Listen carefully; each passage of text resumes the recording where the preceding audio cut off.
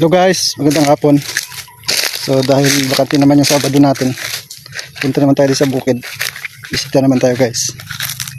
So nagpatanim kasi tayo dito ng mga kamote. So, ayan guys, so medyo bago pa lang kasi hindi pa man ganun katagal pagpatanim natin. Ano pa lang sila, sibol. So yung iba medyo malalaki na rin. So para libre na rin guys pag linis ng nyugan.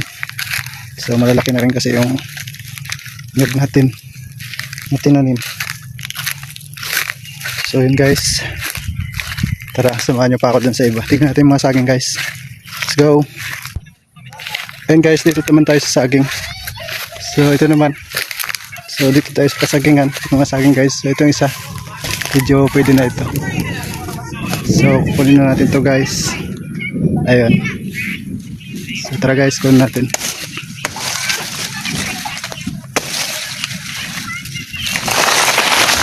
So yun guys, okay na, kuha na natin.